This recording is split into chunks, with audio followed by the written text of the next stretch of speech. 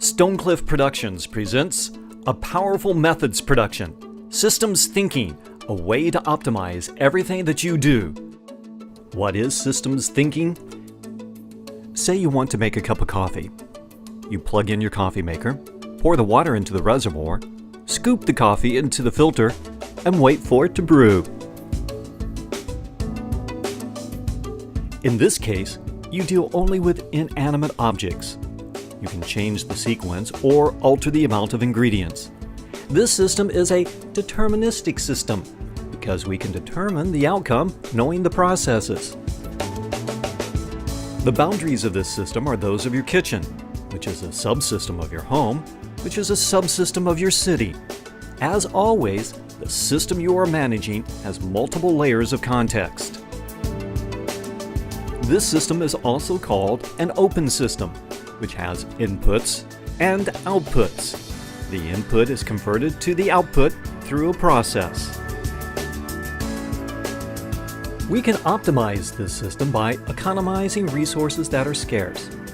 If time is the scarce resource, your first action might be to plug in the coffee maker, because you notice that warming up the coffee maker takes longer than the other task. Project managers call these tasks critical path tasks. When economizing on time, these tasks are completed first. As the manager of this system, you optimize the process through experiment and experience. If you notice that you have to walk back and forth in the kitchen a lot to get the items you need, you may decide to arrange those items closer to where you are working. In this way, you have identified a barrier. If you notice that your coffee maker takes too long to warm up, you invest in a better one. In this way, you improve a tool. As the names apply, tools help the process go forward, barriers hold the process back. You designed the system for maximum manageability and value. A more manageable system is one that requires less intervention to achieve the desired benefits. You also regulate the system by controlling every step.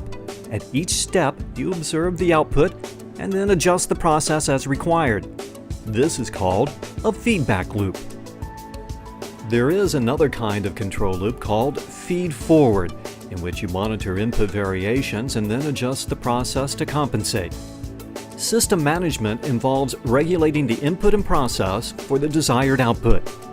If the process changes, then tools, barriers, and regulating may also need to be changed, depending upon the desired benefit. Maybe the tools you have for making coffee are barriers for making tea, which is the desired drink of your husband or your wife. Then your daughter comes along and rearranges everything to make hot cocoa. So now you decide to buy a gourmet coffee maker, one that has the ability to make coffee, tea, and hot cocoa. This means having a tool for multiple uses, which are inherently compromised.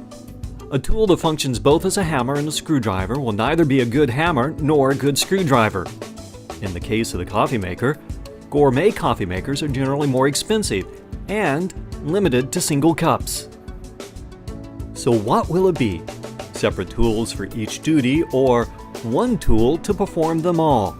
Designing a system with one process is simple, but designing a system with multiple processes is an engineering challenge.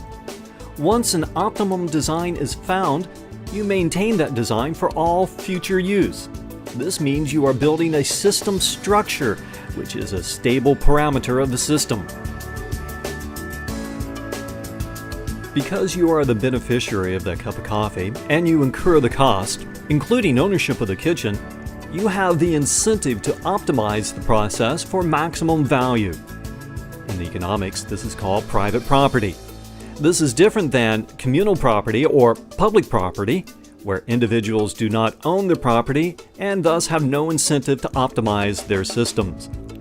In managing public property, such as roads, we come together as sovereign individuals to form a society and elect representatives to manage the systems on our behalf. You've also established infrastructure through purchasing decisions. Your cup of coffee is made possible through a number of different companies located throughout the globe. Those companies profited whenever you purchased the coffee, and that allowed them to grow and expand. Consumers and producers choose the most profitable option. This is the basis of a free market economy. The key is choice. Choice is freedom. Now back to structure. Every system has structures, its stable parameters. Your kitchen has stable parameters that allow you to make that cup of coffee. But at the same time, they impose limitations on the process. For example, the walls of your kitchen and the arrangement of your cabinets and counters, they're all fixed. And you don't change them because, well, the cost is too great. But we cannot make cups of coffee by the millions in your kitchen. The structures of the system limit its capacity. There is only so much you can do to increase capacity. Beyond that, the structure must be redesigned. There are 3 distinct levels of optimization. 1.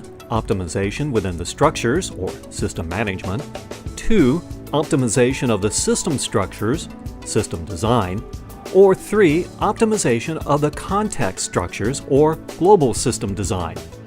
Regulating the process of making the cup of coffee is system management. Rearranging or replacing the tools is system design. Integrating with fellow citizens for a common supply of water, electricity, and sewage is global system design. You can control some structures more than others, which guides us to focus more on factors that are significant and within our sphere of influence. Would you like to learn more?